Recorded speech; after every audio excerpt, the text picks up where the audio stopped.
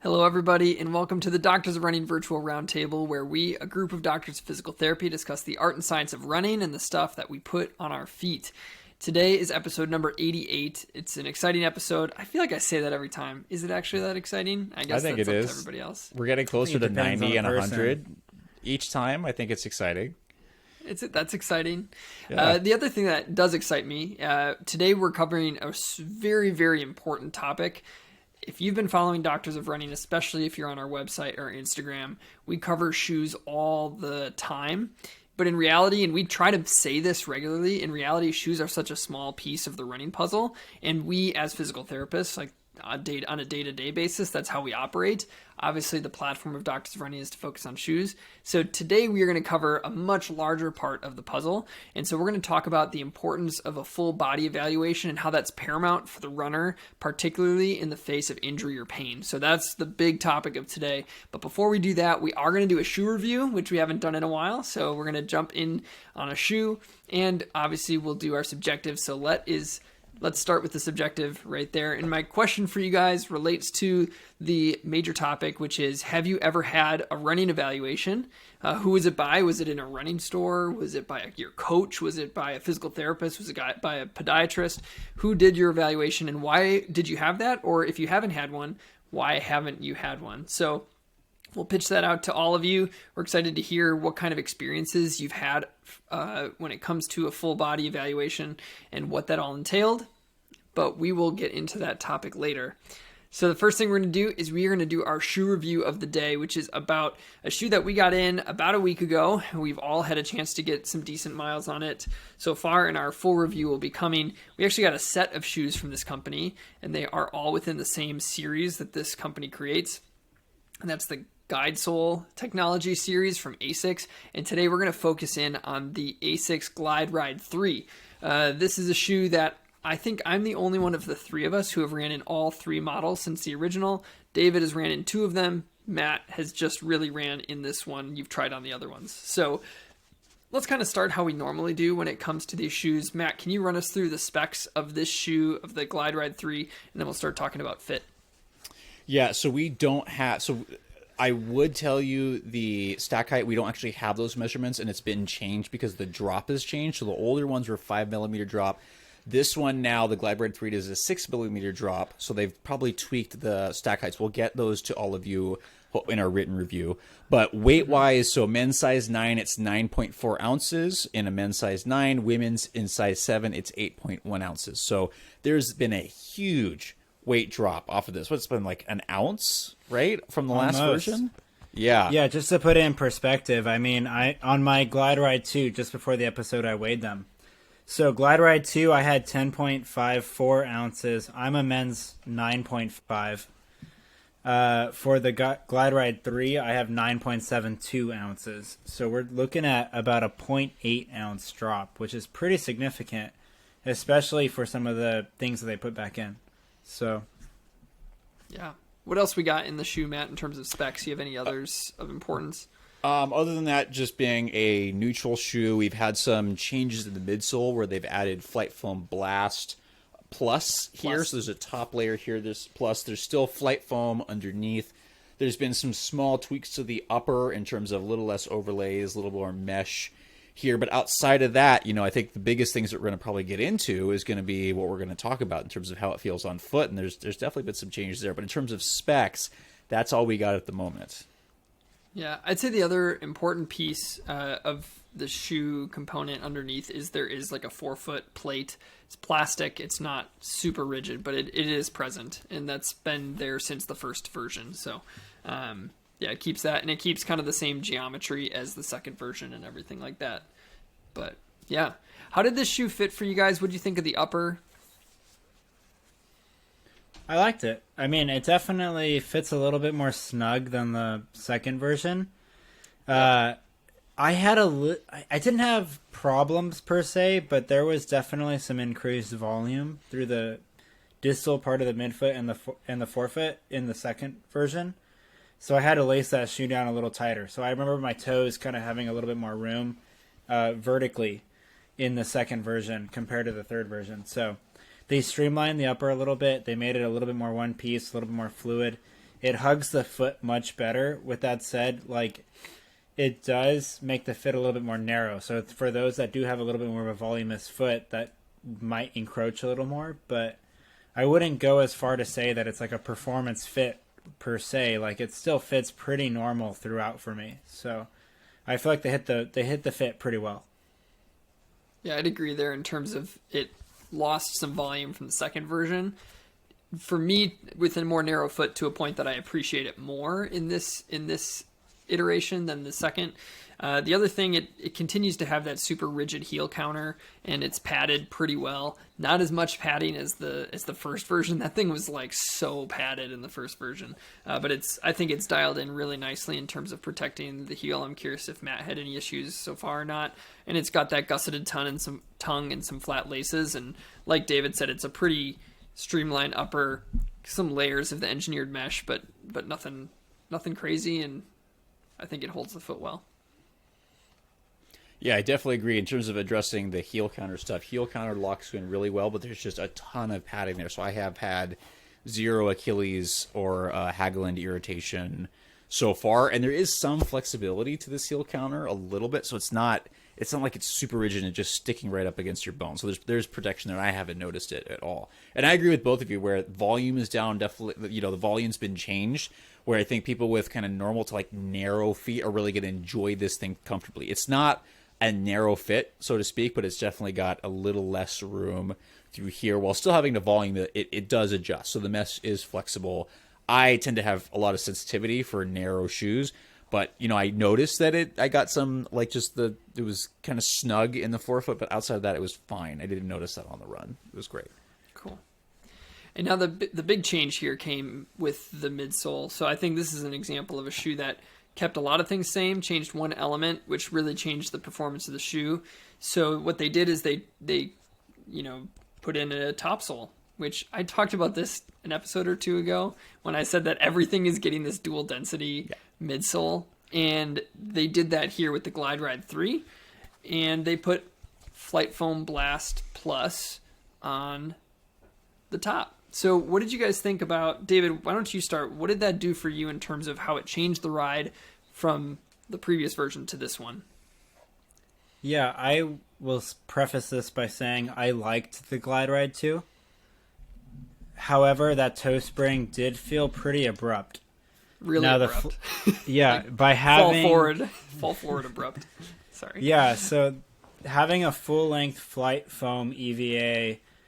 relatively firm foam to begin with, and then creating such a sharp rocker, or just toe spring, not so much a full rocker, but in the forefoot specifically, with the plate, you really felt like you were falling off of that shoe. And this Flight Foam Blast Plus really smoothens that transition out quite a bit. Like, you really soften up, you load that heel, you kind of transition through that midfoot. It doesn't feel like you're landing and then falling off.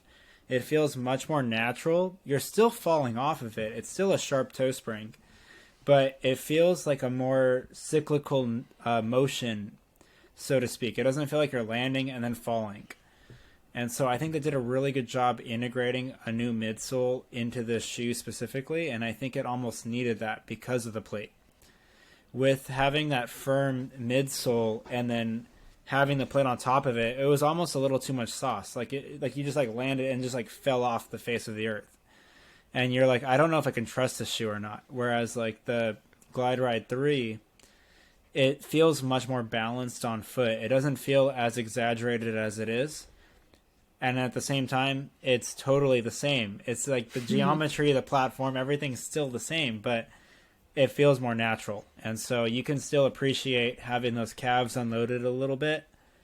But you still, like, we talk about this all the time, like, forces can't be created or destroyed. I do feel it a little bit in my hips and knees because of how extreme that toe spring is.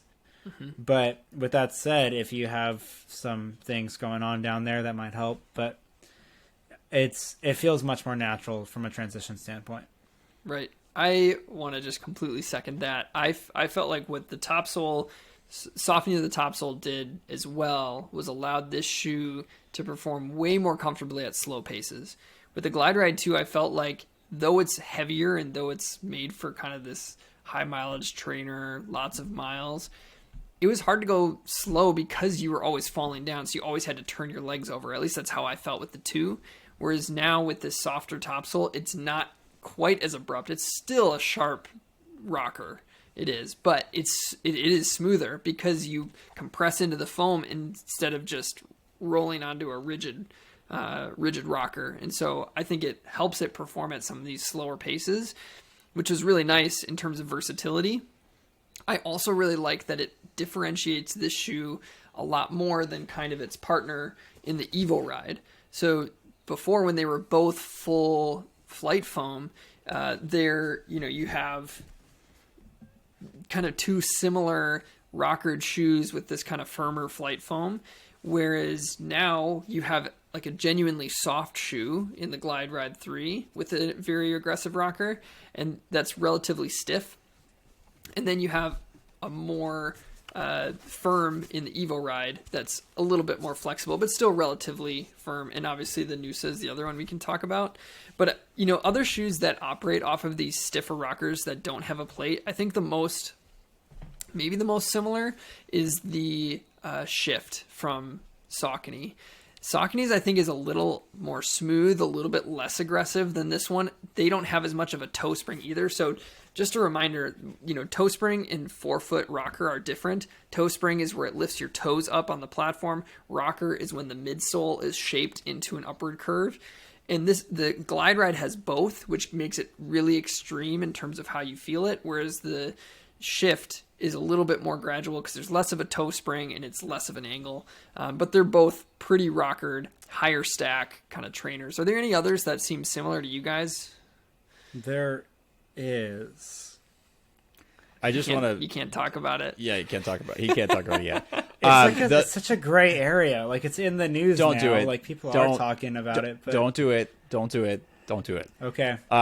The thing I would like to reference is Nathan is using the correct terminology. By the way, there's been some commentary about this aspect being called the toe taper. That is a term that we have never heard before. The correct term is the forefoot rocker, right? So the toe spring, yes, is traditionally how much the toes are kept at extension. That is often used interchangeably with forefoot rocker, but technically it is the forefoot rocker really refers to either the metatarsal phalangeal joints, your toe joints, how much they extend, or right the development of this elevation here, regardless of how the toes are held. So some shoes will have, the toe spring keeps your toes extensioned. Others, it'll come nicely underneath the foot and the toes aren't held in as much extension. So just want to clarify that because we're seeing some new terms out there that haven't ever been seen before or agreed upon. So just to clarify. For sure. Are there, besides the Endorphin Shift, is there anything else that's similar for you guys in terms of ride? Because it is a unique setup, and I think, I mean they studied the first one for sure because they talked about their big thing was, quote, scientifically proven to save energy, and they were talking about the decreased loading at the calf. I don't know if they've retested the 3 with the new flight foam and how that changes the performance of the rocker, but I just don't know if there's any other shoes that are similar because the rest of them are much more gradual and flexible. Like most Hoka rockers are much less aggressive. Right. Even a lot of the like plated shoes are less aggressive. I can't think of. What do you guys think? I even think the Shift is a little bit of a stretch in terms of just because that forefoot rocker is in the Shift, your toes are going to be a little more neutral position. Yes, they're both more trainer-like, and even the new Shift, right, is going to be a similar weight where they dropped it to like mid 9.4 ounces, I think was the last thing I heard. We do not have that shoe yet, but just how aggressive that toe spring is. Like, if you're somebody that has no toe flexor strength and something's happened and you need to somehow get forward progression, this is going to be your shoe. But if you have limited toe mobility, that's not going to be a good idea because you're not going to have the mobility required just to get your foot in the shoe. So, right. And I recently tested the 1080. And that shoe, when you look at the toe spring of the 1080 in terms of the profile, maybe comparison to here at the GlideRide 3, they have a similar extreme look of a toe spring, but they don't run anything alike because that 1080 toe spring is so flexible. Like it just flattens out when you run on it, and then you actually flex through the toes even more, whereas the GlideRide 3 doesn't really have much flexibility at all, and so you're not flexing even further into toe extension, and it doesn't flatten out at all, so they just have totally different running experiences. The 1080 feels a bit more natural, whereas this one is just that rocker that just vaults you forward, and it's just so different. So it's kind of unique, I guess we're kind of landing on, huh? Yeah. It is. There's not a shoe that I can think can't of really exactly think like of- this. Yeah. I mean, you kind Especially of get in its weight class and cushion class, and like it's more on the daily trainer side of things. I mean, there's plenty of sharp rockered shoes. I can think of like really anything on the Craft line, whether it's like the CTM Ultra 2 sure. or the CTM Race Rebel, but like they still It's not as extreme. it's not the same. Yeah, Yeah, it's it's not not. nearly the same. So Pretty I wild. feel like it's not a fair comparison to even bring those up. This is actually one of the shoes I'm going to run, hopefully. There's barring a couple things, but this next weekend, I'm hopefully going to be running a half marathon with a friend and just kind of treating it as a long run a little bit. And so we'll see if I end up being able to choose this and if it's what I go with. But it's a trainer, but for me going out and maybe running an 8 minute per mile, that'd be like his goal pace half marathon. This could be a really solid option, but I guess we'll see where we'll go. What did you think, Matt, in terms of grip, outsole? How's your outsole doing? Do you have durability issues yet? Anything like that? I mean, if there's anything exposed, I'll shred through it. So I've got a little bit of wear right here, and I've got about 15 miles. But are they using the AHR rubber? Is that what they call it? There's a reinforcement here. I apologize for the listeners and viewers that I'm forgetting this stuff. This stuff's doing fairly well. So far at 15 miles, it's good. I still got to get a lot more, but haven't chewed through anything. I did take this on trail, not my favorite trail shoe. This is a road shoe. I mean, the outsole is sole is so smooth. You would question. I don't know, David, if you should even take this on trail. I'm a little concerned for you at this point. I'm just kidding. Dude, I took the Noosa on trail earlier today. Of course you did. Yeah, but that's I don't know. different, Like, though. the There's Noosa no felt a groove little in there. dicey. Oh, it did. No, that's what I'm Wait, saying. well, hold on. Like, even that one was kind of like, I don't know about this. I'm So sorry, if wait, that did- one was...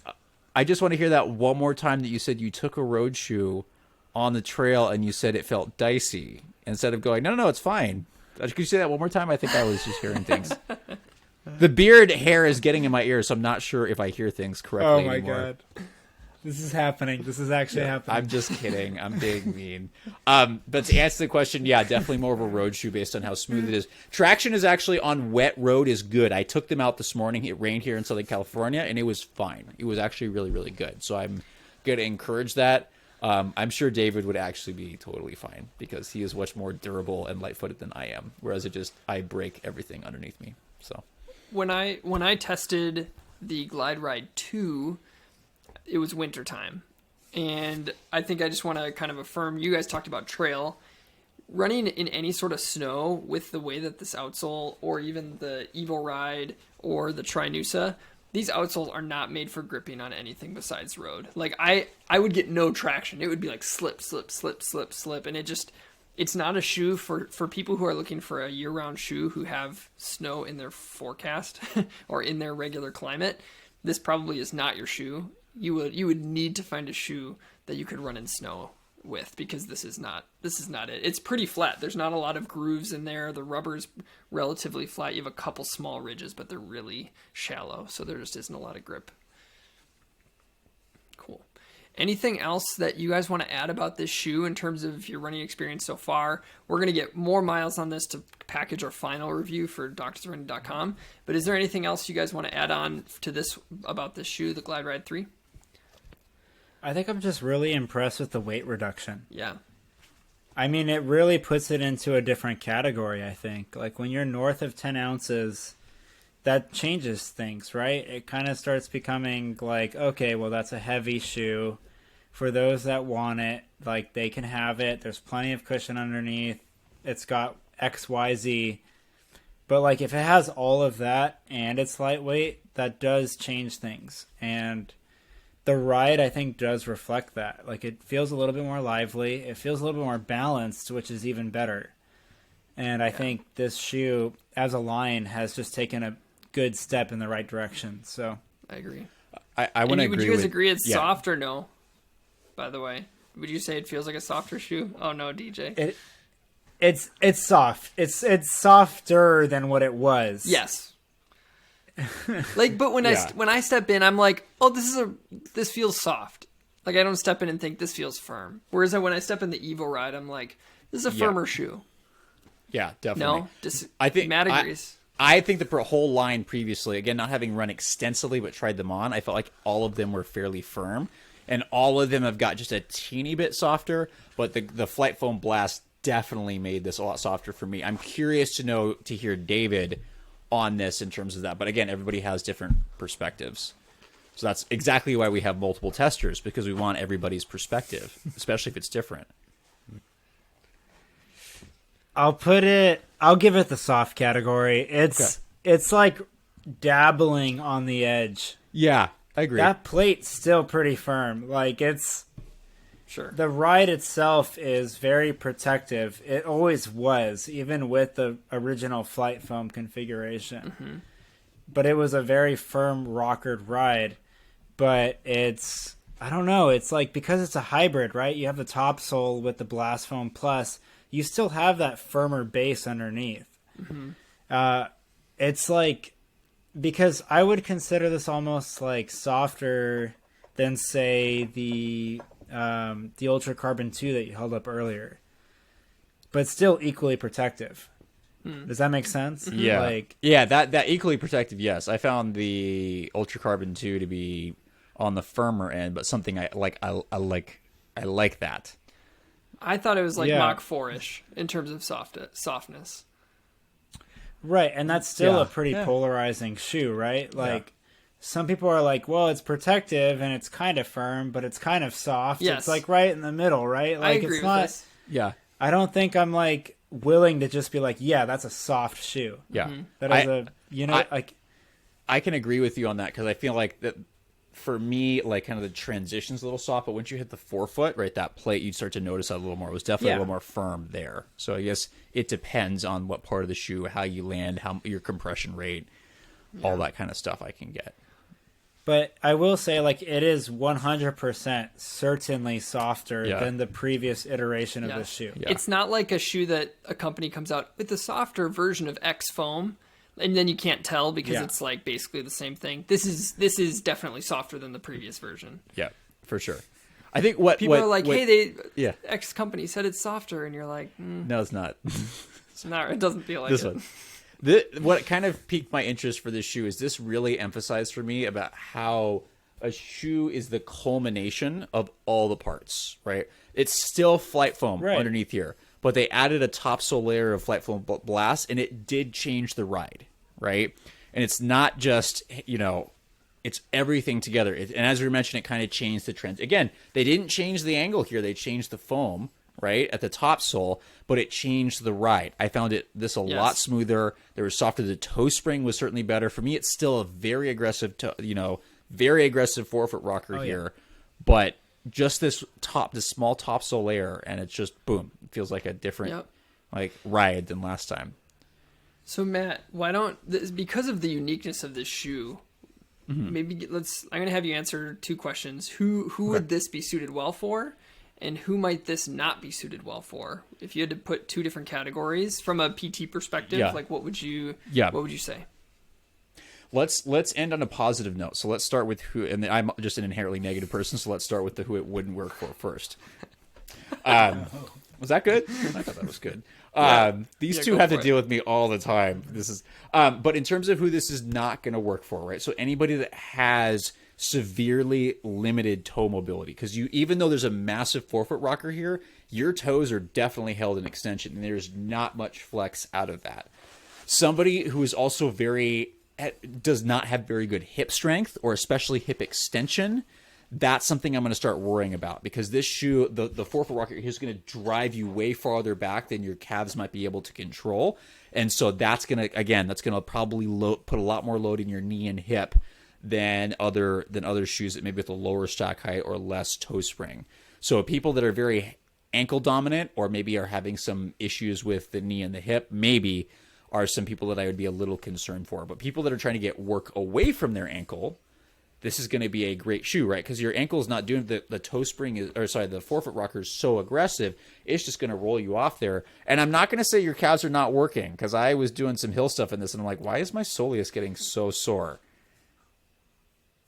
David, go. I second that 100%. Trying to figure and this I'm out. Still trying to figure out the mechanisms behind it. I was running Uphill, in it. This shoe is not great. Yeah, I was running, and Like- I was running with a friend of mine who's applying, who just got into physical therapy assistant school, and he is works in running stores, and I'm just like telling him, he's like, hey, how are the shoes? And I'm like, my calves are working like crazy up this hill, and I'm afraid that everything we've told people about toe springs is maybe not applying in this shoe. So what do I do? I think that there's I almost felt like I had to dig a little bit more. Yeah, Like you're falling off a little too early, and the grade, if it's high enough, you're going to have to end up pushing off of a longer lever arm because you're having to push off a more distal piece. Distal being further away from your body. Yes. So like, let's say like now you're levering off of your great toe, which in theory you're kind of supposed to do it anyways, I guess. But like if you're like way forward before you're meant to be, and like now you're having to like push without the help leading up to it, like that could be a problem. Yeah, I think it might be a momentum issue yeah. with that, because if you're landing, if it's rolling you all the way onto the top of your toe, and then your toe can't flex, you don't have anywhere to store new energy because you don't get the toe extension. And so I feel like I kind of feel that in the Endorphin Pro as well. Like when I'm trying to like blast up a hill in the Endorphin Pro, because of how stiff that rocker is, I feel like the same thing where I can't like really drive up the hill, but you just have to rhythm up the hill because you get no flex. For some reason, I like a little bit of that flex, and I think it's because it allows you to sink into that big toe and get that energy from there as well. yeah. Shorten the lever. Maybe arm uphill run, maybe not so much, but. right. Yeah, I totally agree with both of you. I think I'm glad that I'm not the only one going, oh my gosh, have we been telling You're people not the wrong only thing? one. Like, I noticed oh my that, gosh. Yeah. But again, Did you say who is would this- be good for? I'll get to it. Don't worry. Okay. For people that it's going to do really, really well for is people trying to take load away from the ankle. So, again, for non-hill runs, right? So that you go uphill, that might change your mechanics a little bit. But again, the forefoot rocker is so aggressive, you're typically not going to require as much work from a lot of your smaller foot intrinsic muscles, from a lot of the calf, typically, right? Unless you go uphill. I think the other group that might do really well is anybody that might have some toe flexor weakness and stuff that aren't able to handle the load and the eccentric force to deal with that as you roll over there.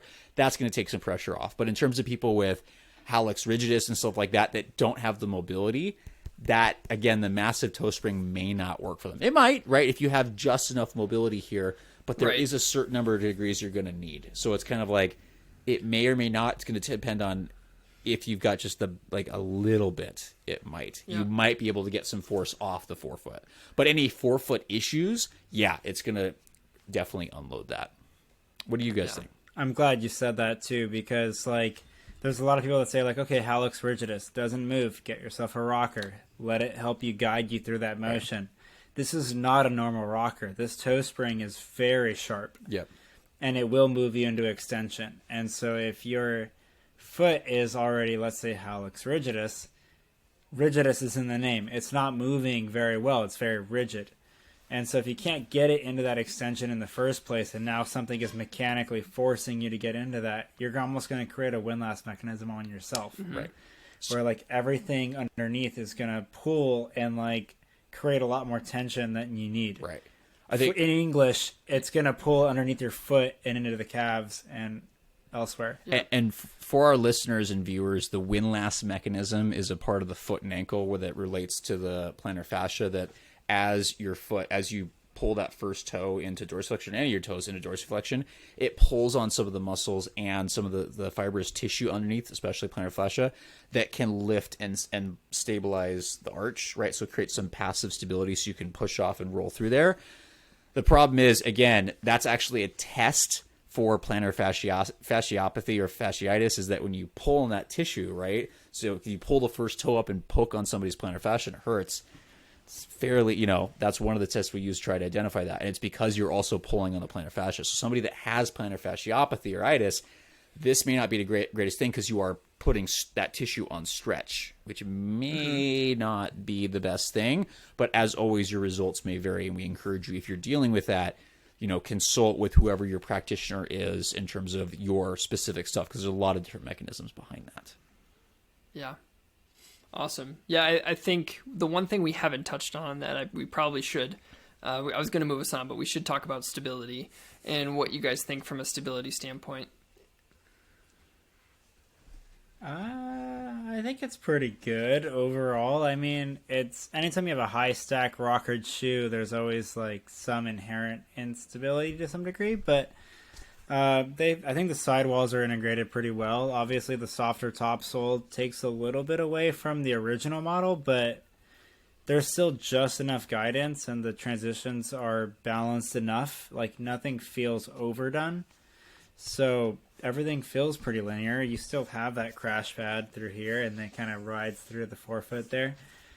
And you have the plate to help guide things and keep things rigid where you need it. And for the most part, it feels like it's there. It's still a high stack shoe. Like, I don't really feel super steady on my feet if I take it on trails or things like that. I still need some more mileage underneath them, and I might just need to get used to the new ride as well. But right. Oh my goodness, this is David talking about not taking something on trails. happening. This might be the first shoe you've said you wouldn't take on trails, though. I'm just saying, yeah, I think, Like, you literally, Vaporfly, I've been fine. Vaporfly, Endorphin Alphafly's Pro, been fine. all the Alphafly, yeah. That's funny. Although I It's have more of seen a grip people thing use- for you, though. Yeah. I've seen people use Alphafly in trail races, so, I mean... You've used the Not that I Metaspeed would Sky suggest in it. trail races. That's fair. You That's could. fair. You could. That's fair. I think you could. Yeah. Depending on how runnable the trails are, but, like, you could. Yeah. I would die. Cool. But I think to talk about that really quick, I totally agree with David that the sidewalls are nice, but they're very soft, so it kind of takes away from that. So for me, not a stability shoe by any means. Some people that have neutral mechanics and want just like a little bit of that, but like the kind of more natural guidance forward is going to be good. But for those that truly need stability, this is not going to be enough. Yep. Great. Doesn't make it. Well, we're really excited. Yep. Cool. Well, we're really excited to have this episode sponsored by Karhu and their lifestyle collection. Y'all have your pairs. You might know. Of course. Yeah, we all got ours. They're pretty awesome. You might know that they make a collection of running shoes. We reviewed them before, like the Aconi, David's favorite shoe of all time, maybe the GOAT. But before or after a run, you can make sure you look good with Karhu's lifestyle collection. They've recently released fresh seasonal colors to ensure your styling going from and to the track. They update their colors often, and I've followed Karhu for a long time in their lifestyle stuff. They have some amazing colors because you can like basically get anything you want. This is just my anecdotal stuff. The one I have is like this navy blue, reminds me of my Sambas that I wore except more comfortable than my Sambas. They're like way softer. So I have the Trampus pair. They're pretty awesome. But anyway, with this episode, we don't get any kickbacks for this, but if you go to karhu.com, that's KARHU.com, and use the promo code DOR2022, DOR 2022, at checkout, you can receive 20% off anything from their lifestyle assortment when you spend over $100 or more. So the code is DOR 2022 to receive 20% off from karhu.com. And again, we don't get kickbacks for that, but they just wanted to give everybody a chance to get something for a little bit cheaper. And you guys have we don't need to spend a ton of time reviewing these shoes, but I think in terms of a lifestyle shoe and comfort wise, clinic use has been awesome for me. David, what do you too?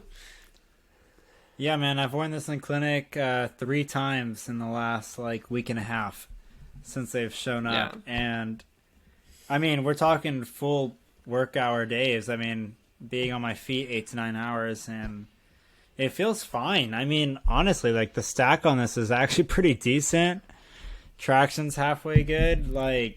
You just kind of lock it down, and it's a lifestyle shoe, Trail but shoe? It feels pretty good on foot. Is it a trail shoe? This, I mean, Yeah, traction's We pretty got good. some lugs there's- on Yeah, there. you can do that. What style do you It's got? a probably do white it. shoe. He'll take it on trail. Don't worry. Yeah. I'm just kidding. It's the Mastari. Cool. This is the Karhu Mastari. Also famous trail shoe. Has won, I don't know, Western States 20 times. I'm kidding. I have no idea. But That's great. no, it's pretty comfortable. super I actually comfortable. really like it. Like, yeah. I'm a fan. Awesome. Well, we're going to move on to our final segment. But before we do, remember it's DOR 2022. You get 20% off your order if you spend over $100.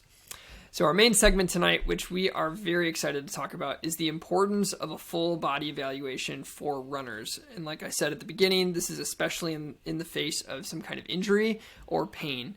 And so before we go into why it's important, for you guys, what does it look like to do a full body evaluation on a runner that you've worked with? So That's a good question. that's a great question. So for me, and this comes from having spent years before PT school working in running stores and doing the classic lower body analysis, right? So that typically, and most people will know this, that you're looking at like hips downwards or like knee downwards, and you're just looking at the foot, right? Because you're trying to, put people in the right shoe. And the old way we used to do this was, how much do you pronate? That'll tell us what shoe to put you in, which we know is maybe not necessarily the most valid thing now. So now, of full body analysis for me, if somebody's going to either send me something and they want me to look at it, or if I'm doing it in clinic, I need to have full head to toe view of what they're doing. They need to be usually on a treadmill, preferably, although I have done this on the track. They need to be at whatever their normal race, they're not race pace, but their normal pace, typically, unless they get their symptoms at a different pace. So they need to be warmed up. They cannot just go cold, because the mechanics of when you first warm up versus when you're at speed are going to be different. And then I'm going to look at them at 3 different views, potentially 4. So the 3 different views are going to be posterior, right? So I'm behind them, watching them run. I'm going to look at them, the anterior view, looking at the front.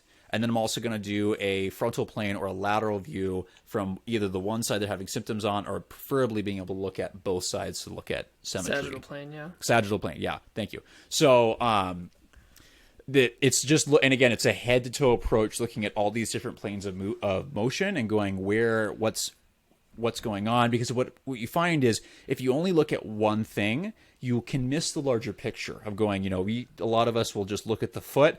But you have to realize that the foot can either be a source and driving something up, or there can be something up higher driving it further down. And I can tell you, as somebody who works in a spine specialty center right now, in terms of foot and ankle pathologies, I see stuff coming from spine all the time, and vice versa. So it's a whole body approach and making sure you look at all the different planes of motion, because oftentimes one plane of motion will also look really weird until you see the other one. You're like, oh, that's why. And that might be normal for them. Yeah. I think a couple things, I'll kind of just talk about what I do when I have runners come in. So obviously it'll start with talking a lot about their history and just getting an idea of what's been leading to this pain. What's the pattern? Matt, you talked about running at specific speeds. If they have pain with sprinting versus just their daily mileage, or even like recovery paces or tempos, whatever, like all that stuff gets taken into account. In addition to that running analysis that you're talking about, and I would say, two things on the running analysis. One, a lot of people don't like treadmills. They're like, I don't like the treadmill. I run different. The good news is, biomechanically, the running on a treadmill and running over ground after at least 5 minutes on the treadmill, they normalize with each other. And people are always like, well, the ground's moving under me versus me moving over the ground. If you were to change the situation, the reality is that when you're running over ground, the ground is moving under you too. It's just flipped. But like I said, the good news is you can get valid biomechanical data from a treadmill run, even if you don't like a treadmill, because you will fall into your biomechanical pattern, which is a good thing. The second thing that I would say is, when Matt says just looking at them from behind and the side, naked eye view of this stuff does nothing. And so having a slow motion camera that gets at least 120 frames per second is pretty much necessary to get a good view. The nice thing is the phones now these days have that kind of a camera in them, so clinicians can get that type of video with that. So anyway, I do those different views with the camera. But then another part of my evaluation is a ton of full body strength assessment and full body flexibility assessment. So I'm not just looking at how you run. We're then matching what kind of mechanical issues that we see in there. When I say issue, I mean something that I identify that could correlate with what your symptoms are. Then I test strength, flexibility, or endurance, depending on what I think is important associated with that. An easy example would be if I saw a runner and they were lacking hip extension, I would check hip flexor length, or if I saw a lot of anterior pelvic tilt where the back is arching when their leg is coming back into terminal stance, we would do something like a Thomas test or something to measure hip extension length and see if that's the source or if it's from something else. So again, I think that the full body evaluation is not, and then the full body evaluation is not just the video. It's also checking out what sort of strength and flexibility issues might be going on and how those all line up with one another or not. David, do you have anything you want to add? Yeah, I mean, I think we could write a whole book on this if we really wanted to. And if we want to, I'm down to collaborate on it. But I don't know if I want to work with you on projects. Conversation for another time. But I think looking at joint mobility as well is something worth looking into, because our bodies are very good at adapting, and they will adapt to the loads you put on them, and they will also adapt to the adaptations you develop. And so if someone is lacking, let's say, intrinsically at the hip, they can literally not extend their hip or flex it because of, say, a cam or pincer lesion or some adaptive change that their body has grown and adapted to over years and years of doing the same thing. That does change things, right? Like there is a musculoskeletal component there.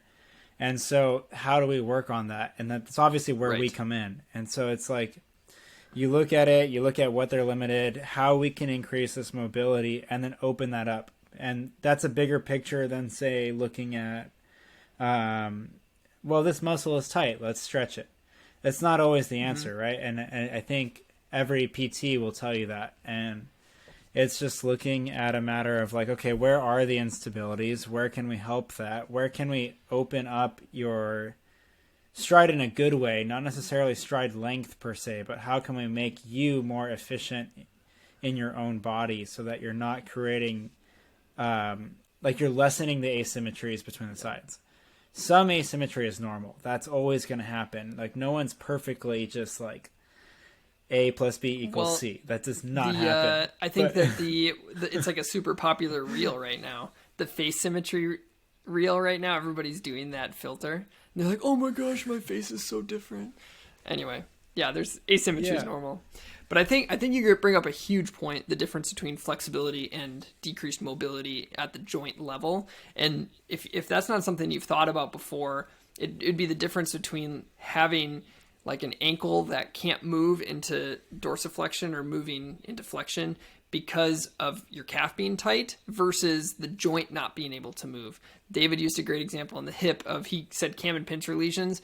If you don't know what those are, it's basically different overgrowth of the bone that creates decreased ability for the hip to move. So I personally have cam lesions in both of my hips, a little bit more pronounced in my right hip. And that does limit my hip motion. So my hip flexion on my right side is at about 110 to 115 degrees. For the hip flexion on my left side, it's like 125 to 130. And my hip internal rotation is super limited. So I only have 10 to 15 degrees of hip internal rotation when I have my hip flexed to 90 degrees versus in hip extension. And that's I couldn't stretch any number of muscles to gain more motion. And that's what David's point is it's not all about your muscles. Your mobility doesn't come just from that. It also comes from what's actually happening at the joint with the bones and the capsule around it. They're surrounded by capsules of all these ligaments and stuff. So there's a lot to look at. And I think that's our point today is there are people who are trained very intensely how to assess runners. And there's people who assess movement all the time as physical therapists, but there's other physical therapists that assess runners very specifically and can really look into this stuff. In this realm, what do you guys see if we talk about just the muscular component? We'll kind of break down the evaluation. What are some of the most common weaknesses you see from a muscular perspective when you look at runners? Yeah, I think there is... Oh there there's let's just say a pandemic Oh no. of runners out there that just run and don't do anything else, and all they do is run and don't work on literally anything else, whether it be strengthening, another sport, or any kind of other movement that is not just sagittal motion. And they learn and they develop what is optimized for themselves in that moment, but they kind of dig something else into the ground. And a lot of times they may have excessive translation in either the frontal or the transverse plane, where they have excessive motion, where things are either rotating a little more than they need to be, or I always say, like, internal rotation at the hip or pronation at the foot and ankle, it's not the enemy. Like, I want to just say that at the very beginning here. However, uncontrolled motion is. If you can't control the amount of motion you have, that is a problem. You're going to start putting pressure on passive structures that you don't want to be putting pressure on. So I think by creating a better athlete, by creating a better you, essentially, is going to help you in all realms of running.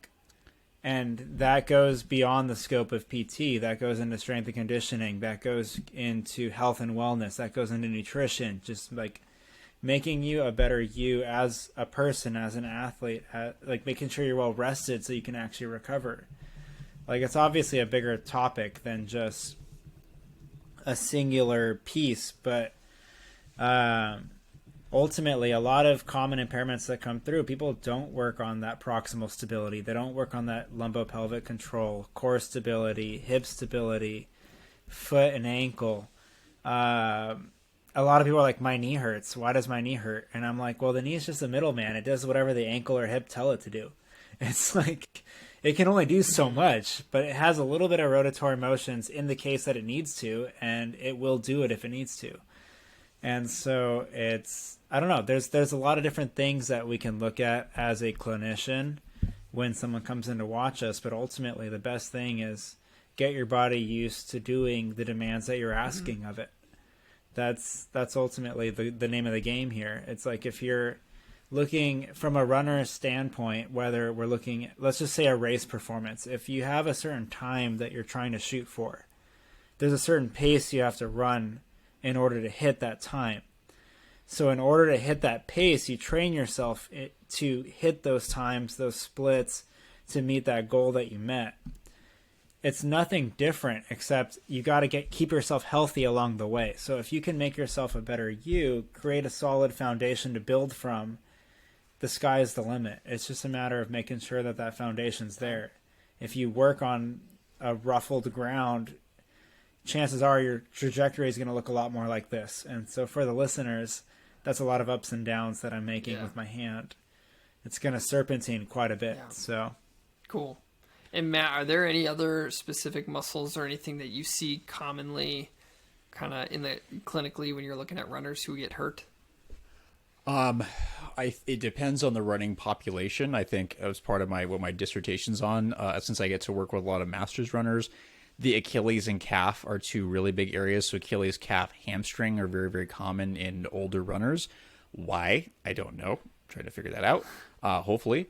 So, and especially as we get older, one of the things that again, just to emphasize what David said, especially as you get older, some of the things that you tend to start utilizing is you kind of lose, right, is strength, power, and all that posterior chain are all the areas where you're going to be able to, you need to propel off of, right? So you need to make sure you have adequate stuff in that area. And running is great. So if you did like hill repeat, stuff like that, but it might also be better to make sure you're well-rounded in terms of really addressing all the different components. So working on strength, right? Working on power production.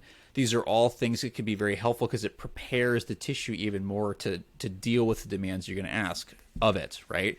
And especially when you're doing that over and over and over again. So those definitely, I mean, you already mentioned, like glute medius is a thing that I see commonly in terms of muscle weakness. It's a classic one. That's, in terms of the stability at the pelvis, but those are all pretty stereotypical. So yeah, I would agree. I think calf and hip hip abductors, hip rotators. And what's remarkable is about it, you'd think runners use their calves all the time. It's like the most important muscle in running, arguably. It's like, in terms of propulsion at least, and control. Go ahead, Matt. Yeah, finish up. As Nathan just said, it's the muscle most involved with propulsion.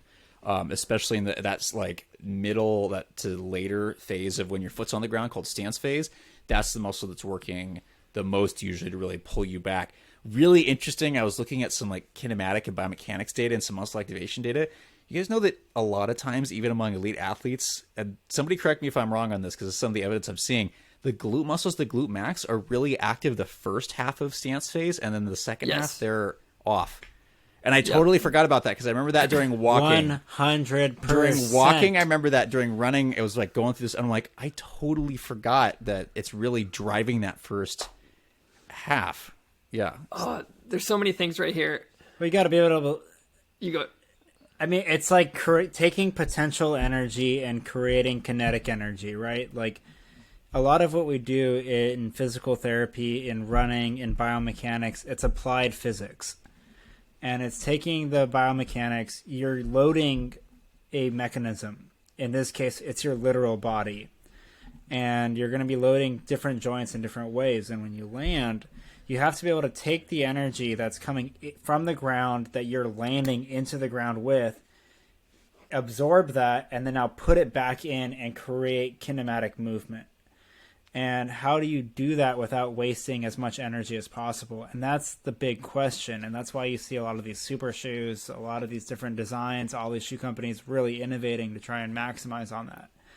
But if we take all those out of the equation and you look at yourself and your own mechanics and how you can stay healthy and how you can perform at your best, you want to be able to minimize those types of discrepancies on your own without said shoes, without said rockers, without said geometries, you know.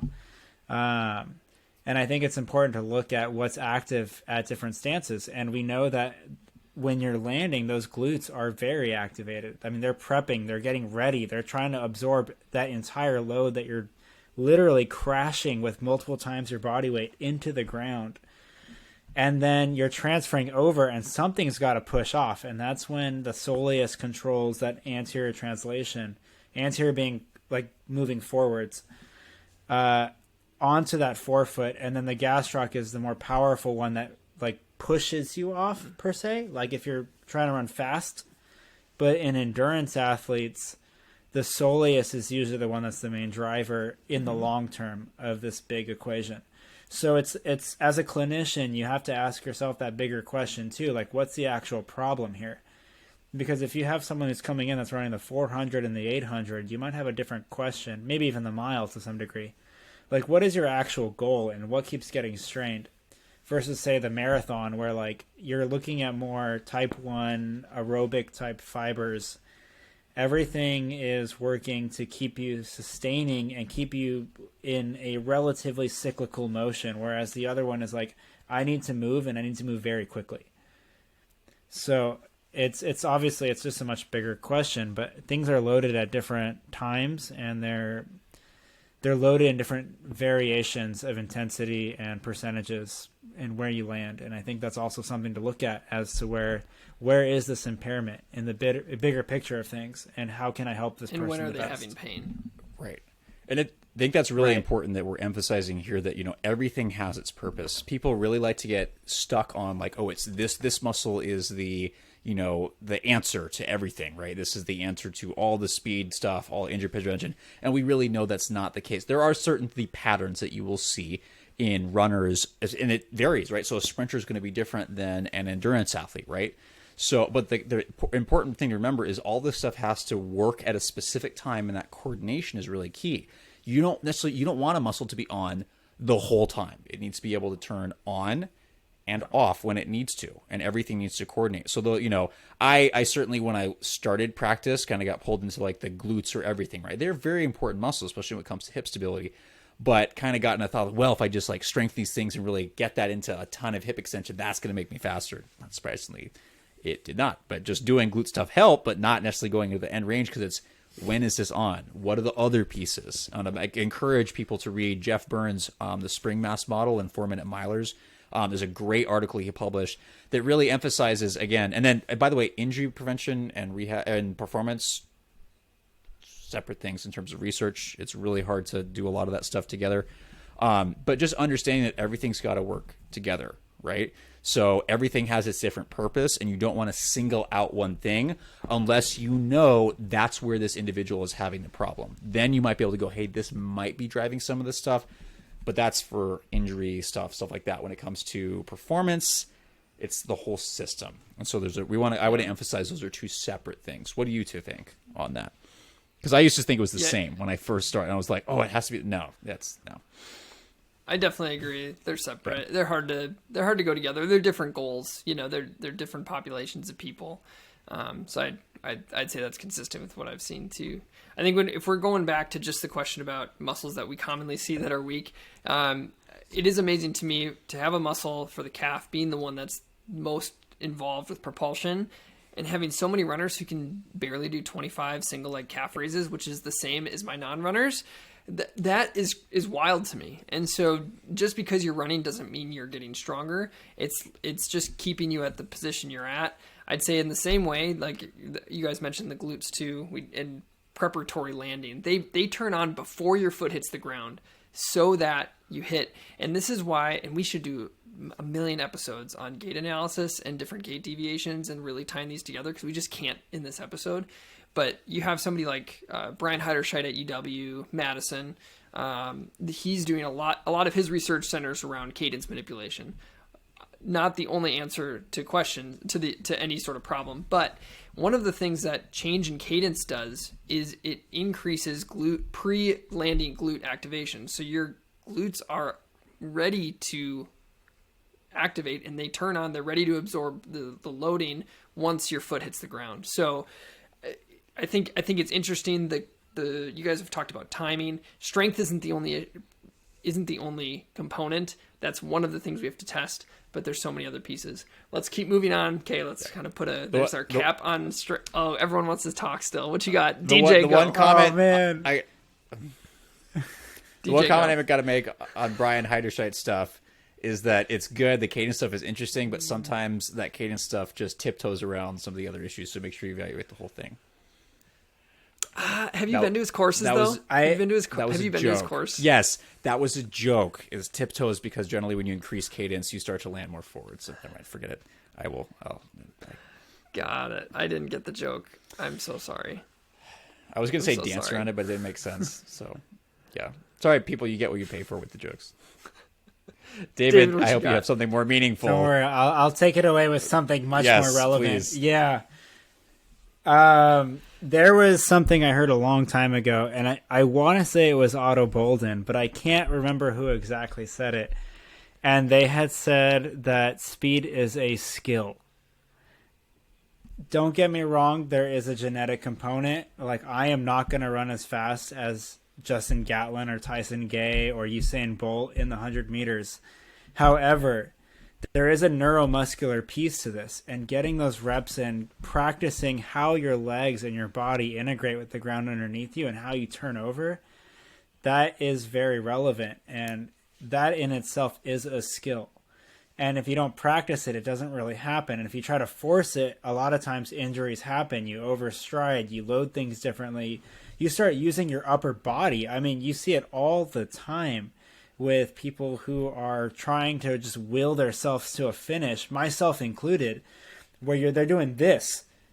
And for the listeners, like, I'm rotating my entire upper body and swinging my arms side to side, and that in turn creates a lot of excessive rotation at the hips, at the knee, at the ankle, and everything starts rotating in this weird mess of concoction of movements, and you actually end up losing energy because of it.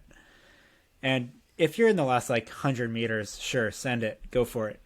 But if you're doing it further out, it's something that you need to train for and build. And there was another person that said speed kills, and then it's controlled speed kills more. And it's if you can keep yourself under control and implement said skill, that will put people away. Cool. from a performance side of things, at least outside of the therapeutic side of things. But it's fascinating to me, the neuromuscular side of this. It's a big deal. And that's probably the hardest thing to measure and one of the hardest things to train. So it's happening in the brain, connecting with the body. So it's not as easy. Let's move on to our next segment. We kind of talked about, we talked a lot, but we talked a little bit about what muscles we commonly see that are weak. When you look at mobility or flexibility restrictions, what do you most commonly see in runners in terms of things that have limited motion? Go ahead, Matt. Hip extension is a common one, and then not always, but then also ankle mobility and especially calf. Runners are notorious, not all of them, notorious for having limited mobility out there. Whether it's muscle or joint is another story, right? Because it depends. It's the same thing for the hip. People always assume, oh, my hip flexors are tight. That's not always true. If you see it, you got to test it. It just means you're aware. So if you again, just to clarify, I was just saying, you see somebody's having an issue there, and then you're watching their gait and you see they don't have enough motion, you don't know which one it is until you go and get your hands and test it or take them through the right thing. So it just gives you an idea. So what it is, you got to figure it out. Yeah. Cool. Let's anything you want to add? I feel like that hits the two that I was thinking of. David, you got any? Yeah, just to go back into that nervous system. I mean, our nervous system is there for a reason. It helps dictate our entire existence, whether it's brain, spinal cord, fight, flight, rest, digest, whatever we want it to be. Where I'm going with this is it's also the main dictator of safety. Why do you think you see so many sprinters pull hamstrings?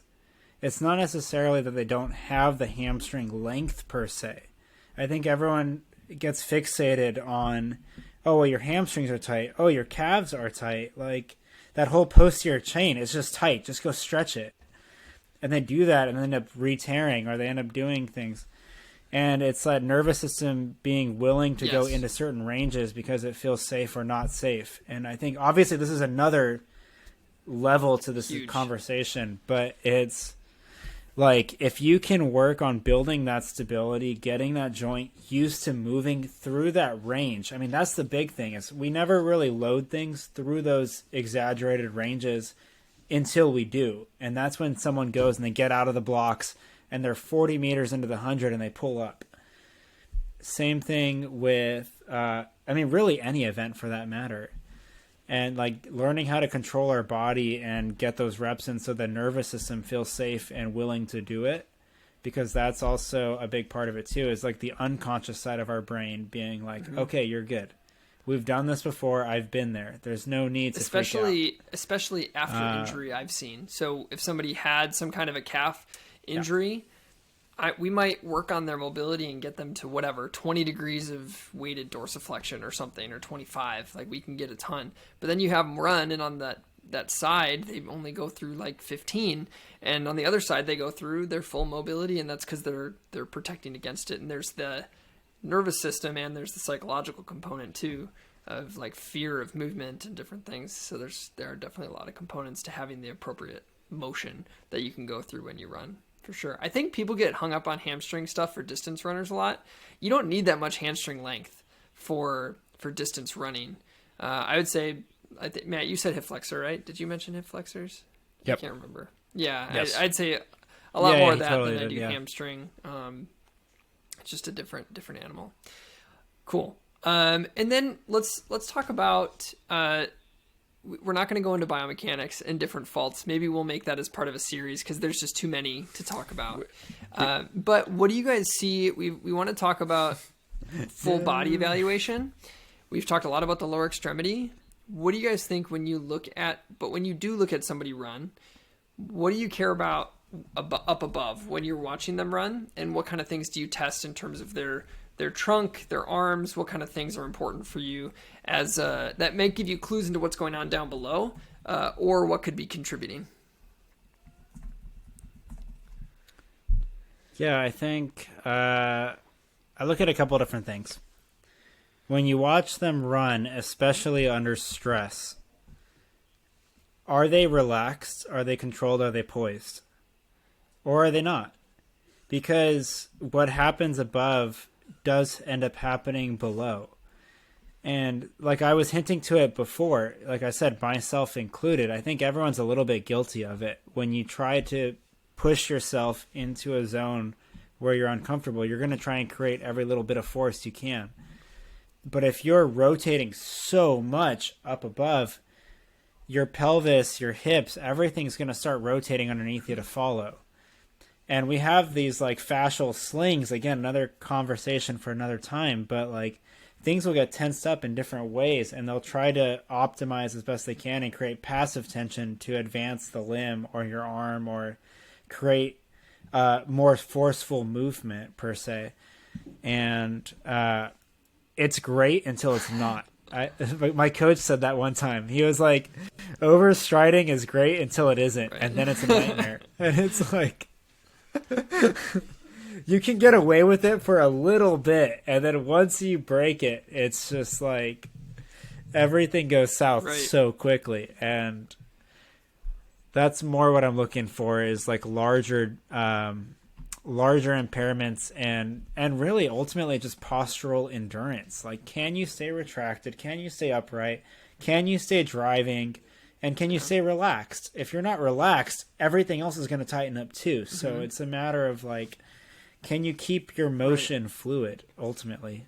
Like I said earlier, a better you equals a better runner. Like, I think other ones that I see, in addition to kind of like that global assessment of how they're coordinating that movement together, there's at moments in time when, like, let's say you're landing on your right leg, taking a pause and looking at what is the position of the trunk as they're maximally loading that right side. Like, are they side bending way to that side?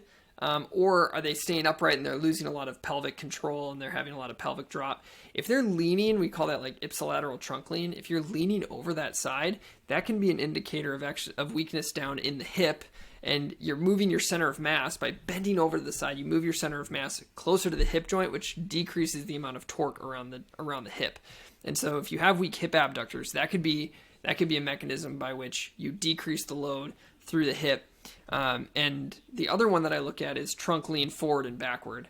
So I've got a lot of runners who fatigue out, and then a lot of these people have knee pain, and they run leaning way back. So instead of having kind of this upright but slightly forward posture with their trunk, they start to like sink back onto their hips, and then their legs are sitting way out in front of them when they're running, and they get this like patellofemoral pain through their knees, even sometimes bilaterally. And that's just because they don't have that hip control when they're landing, so then they just put all the demand on their quads, and then they just load everything up through their knees. And so I think those two different positions are easy to look at even for yourself to see, hey, am I leaning way over to the side, or do I have some level of trunk lean forward? A lot of times we look for in that 5 to 10 degrees forward realm, just to have a nice position for your hips to actually do something when you land versus taking them out of their optimal position. So it's all about, with landing, it's all about center of mass and the direction of that in comparison to the joint centers. So Matt, you have anything else in terms of arm strength, trunk, anything like that? I think I would encourage David's comment on trunk endurance, because it's not necessarily how much power you can generate up there. It's, can you keep this stable and how long can you do that? Because you have people that can do these incredible sit-ups and what have you, but then they fatigue out and then they're moving all over the place. So a lot of the assessments in terms of the core and stuff like that is more endurance based. It's more like, how long can you hold this? So front plank, side plank, and then the Sorensen test for the lumbar spine. It's more time-based. It's not how much weight you can hold. So that's really, really important. Mm-hmm. And then it's a balance of mobility and stability, right? So both of you mentioned like some of the abnormal like patterns of not being able to hold up or excessive rotation.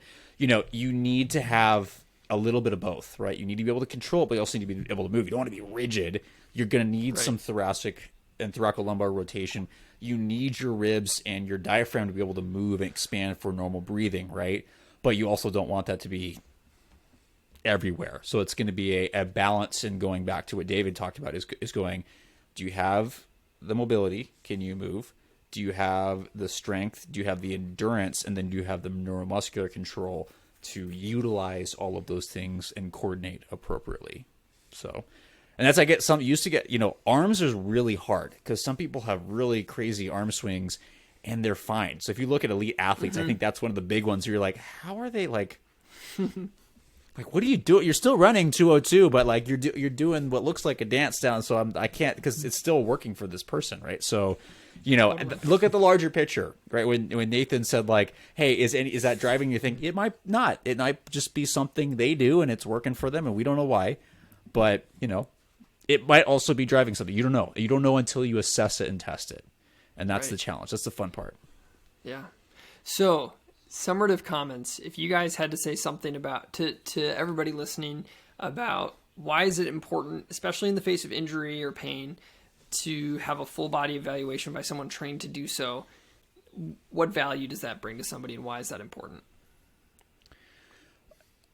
I think it's important to look at the whole person, right? So the reason why, again, talking about the running store analogy of where I started, just looking at the foot, it might work sometimes, but you really need to look at the whole person and ask a bigger question of why. So you might see something, you got to ask why. Then you got to be able to test and try to get some of those answers, because just looking at a small area isn't going to give you that. You know, we are these incredible dynamic systems, and you also need to respect that, and that things are going to influence different things, and it's just not as simple as it's just the glutes every time, or it's just the calf every time. It's not how that works, and it's helpful to have somebody do that who's well trained in this area to walk with you on this journey. It's not about them; it's the two of you together, or three, who knows, working together to figure out what's going on, because this stuff can be complicated. It can be super simple. It can be complicated. Yeah. That's my 2 cents. Yeah, I think it lends itself to a bigger question too. I mean, when you go through PT school and they're teaching you about impairments and things and how you can treat them, one of the things that they bring up is what they call a 2-joint rule. And it's basically looking above and below the level of the joint that it's actually hurting at. So let's take a look at your foot and ankle, and like, how is the great toe moving and how is the knee moving? Your knee's hurting. How is the hip moving? How is the ankle moving? And not just moving, but is it stabilized? Are things operating like they should be? And I think ultimately what they're looking at a larger context here is, are you moving efficiently as a human being, trying to accomplish whatever task you're trying to do? I think is the bigger question. Because I find a lot of times, sometimes it is straightforward. I mean, most of the time it isn't, though. Like, sometimes it's like, okay, plantar fascia is inflamed. Let's just calm down the plantar fascia. Okay, they're fine. Like, that's not the case for most people. Usually it's usually reactionary. Is that a word? I don't even know if that's a word. That's a word. Reactionary? I just made it. It makes sense. Yeah? Legit a word. Okay. Like, it's usually a reaction to something else going on that may be a little bit more sturdy and take a little bit more time to actually be damaged. And something that might be a little bit more fragile or easy to show itself is showing itself first. And it's doing its best to try and compensate for something else happening elsewhere. And so if I could like have one big summative, comprehensive comment that I could have, it's like, I said it a couple times during the episode, just make you a better you. If you can make yourself a better you, make yourself a better athlete as a whole, you will operate a little bit better. And obviously that goes with a few things, whether it's not just strengthening, it's not just stretching, I don't know, if you come and you watch me before a race or a workout, it could be 6 something in the morning and I'm doing my A skips, my B skips, my leg swings, my scorpions. I'm doing all kinds of things to get things activated and ready so that when I go and actually try and run a certain pace, my body doesn't freak out when I go and try and run that pace. And so it's making yourself the most ready that you can possibly be to accomplish whatever it is you're trying to accomplish. And so I think it sounds almost like overly formulaic and simple, but if you can create a better foundation for yourself, you can build off of that foundation. That's ultimately what I'm trying to say. I think that's a great point. I love working with runners. It's super fun because there's so many components to figuring out how can we help this person accomplish all these goals they have. And for the first time, maybe in DOR history, we just talked about stuff besides shoes for about 45 minutes. And it's intentional. That was intentional for today because this is what we do every day. And shoes are such a small piece. And I don't know what this episode is going to sound like to people listening. But the reality is that we could have went on a rabbit hole on any of the things we started to mentioning for a full episode. This is like a whole other podcast that we could create. And maybe there's space to dedicate time to smaller topics to really expound them. But our point today, I think my point, is that you can't just look for quick solutions to runners. I think, David, your idea of be a better you just can't, that's huge. And that doesn't just happen at the snap of a finger or whatever, the flip of a coin. What's the turn of phrase? I don't know. It just doesn't happen like that, just in a snap. It really is going to take a lot of work, and that's great. And then if you get hurt, there's people who train to help people get back to what they were doing. And I know it can be frustrating. I'm coming back from it right now, and it just takes a lot of work, which is great, and it's a lot of fun. Any other closing thoughts from either of you on full body evaluation? Nothing from either of you. The one last thing I'm going to say, we didn't get to talk a lot about kind of how bottom up and top down works. We could go through every single joint and explain how that joint may affect, the big toe may affect the knee or may affect the hip, and here's why. We could go through that for every joint. One quick example that we talked about the calf a lot. If you don't have calf strength and your shin rotates forward a lot, that's going to bring your knee forward to your toe. That increases patellofemoral forces. That's one of the reasons people have a lot of knee pain, potentially, is because of their calf, whether if it's control or strength or whatever. So just because your quad is fine, your hamstring's fine, doesn't mean that that's your answer to knee pain. Your calf could be an issue. Your hip could be an issue. Could be those other things. Everything, David, you mentioned the 2-joint rule. Things are going to interact with each other, and it's a lot of fun to have someone on your team to help you figure out what those components are. So we're going to wrap things up. Thank you for joining us for this episode number 88. And if you have any questions for us regarding the GlideRide 3, or if you have specific questions relating to what it looks like to do full body analysis, or if you're a physical therapist who does these, and maybe we can put together a resource page for people around the country who do these sort of evaluations and are good at them, and then people who are following us could maybe find somebody local to them to be able to do this. Maybe shoot us a message at doctorsofrunningpodcast@gmail.com. We'd love to hear your questions or your ideas if you have them.